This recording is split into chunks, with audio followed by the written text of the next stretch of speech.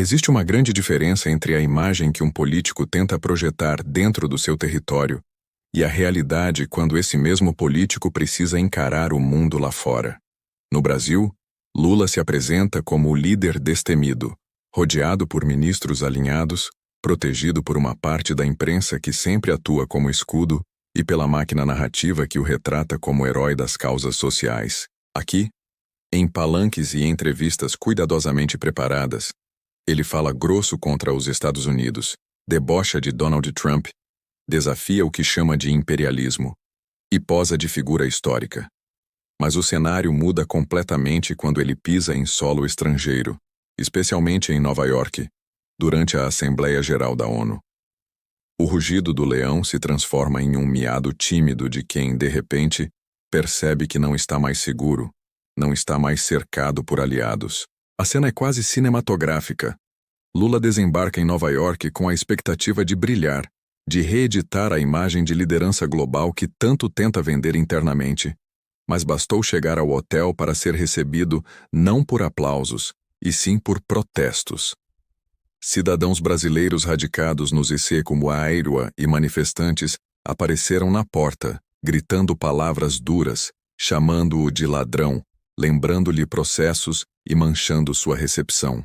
O efeito foi imediato. Toda a narrativa de que ele é respeitado no exterior sofre um duro golpe logo no primeiro ato da viagem. Isso demonstra claramente que a rejeição dele não está confinada ao Brasil. Ela atravessa fronteiras. Acompanhou-o no próprio avião presidencial e se materializou assim que ele pisou nos Estados Unidos.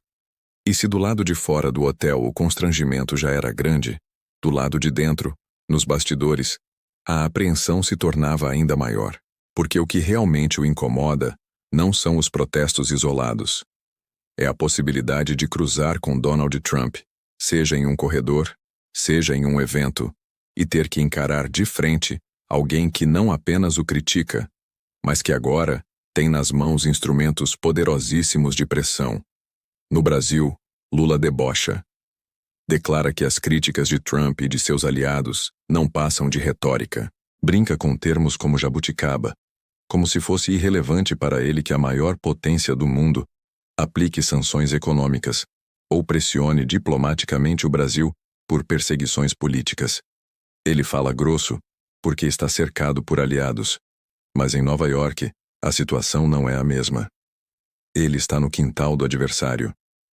Está sob as luzes internacionais, observado por líderes de todo o mundo, todos atentos para captar fragilidades. É aí que o medo se instala. E de onde vem esse medo? Primeiro, da coerência de Trump e sua equipe em colocar pressão real contra os abusos que se tornaram visíveis. Sanções já começaram a ser aplicadas. Declarações cada vez mais duras foram feitas publicamente. Nomes de ministros brasileiros ganharam destaque em relatórios internacionais. Para o governo Lula, isso sinaliza que a retaliação não é invenção, mas um movimento concreto. E a pior hora para enfrentar isso é exatamente quando se está exposto em um evento mundial. Segundo, o medo de um encontro inesperado. Porque nesse tipo de evento global, muitas vezes o que define narrativas não são apenas os discursos preparados em púlpitos solenes, mas os encontros improvisados, a foto nos bastidores, o aperto de mãos ou a recusa dele. E Lula sabe que se cruzar com Trump em algum corredor, não terá como fugir, não terá como controlar a narrativa, não terá como pedir à imprensa amiga para reorganizar o contexto. Estará sozinho, frente a frente com alguém que não tem papas na língua e que poderia, sem qualquer aviso, fazer questionamentos diretos como: e a condenação do Bolsonaro? E as tarifas que eu acabei de anunciar? E o seu alinhamento com ditadores? Como reagir a isso diante de câmeras internacionais? Esse é o verdadeiro pesadelo da comitiva. Que o improviso revele fraquezas. É por isso que há rumores de que o discurso de Lula na ONU será cuidadosamente editado, sem citar Trump diretamente, sem provocar aquele que poderia devolver em dobro e no mesmo tom. Uma ironia cruel. O político que adora bravatear em casa, no momento essencial, precisará economizar palavras, agir com máxima cautela medir frases como quem pisa em ovos. Isso mostra claramente que o poder de ditar a narrativa escapou de suas mãos. Na prática, a viagem que deveria ser consagração corre o risco de se tornar um desfile de constrangimentos. Ele chegou tentando vender a imagem de estadista, mas a realidade é que está ali acuado, medindo cada gesto, ciente de que qualquer palavra mal colocada pode agravar sanções, pode motivar novas medidas, pode aumentar o isolamento.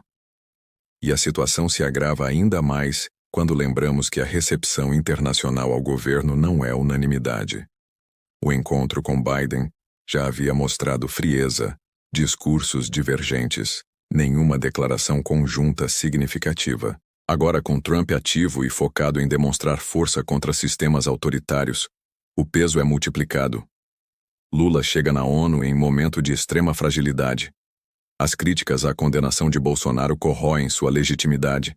A economia fragilizada do Brasil não lhe dá margem de negociação, e sua retórica ideológica soa cada vez mais ultrapassada quando comparada aos pragmatismos de outras lideranças. A cena evidencia para o povo brasileiro algo muito importante. Existe um abismo entre o que a propaganda oficial tenta vender e o que de fato se enxerga no exterior. O contraste é gritante. No Brasil, Lula se coloca como um gigante internacional. Fora, ele aparece como alguém tentando evitar confrontos, buscando não ser notado, cauteloso como nunca, o leão transformado em gatinho. E esse contraste não deve ser esquecido, porque ele mostra que a retórica inflamada que tanto serve para mobilizar militância não se sustenta diante de líderes globais acostumados a lidar com dados, fatos e pressão geopolítica real. O discurso da bravura acaba desmontado quando se percebe que, diante do adversário, não há coragem para sustentar a narrativa. Essa história é a prova de que bravata tem preço, e que, quando o terreno muda, bravata vira silêncio. Lula desejava consagração em Nova York. O que encontrou foi rejeição na porta do hotel, protestos em plena chegada e a sombra incômoda de um encontro com Donald Trump, pairando sobre sua agenda. E você, que acompanha essa análise, o que faria se estivesse no lugar dele?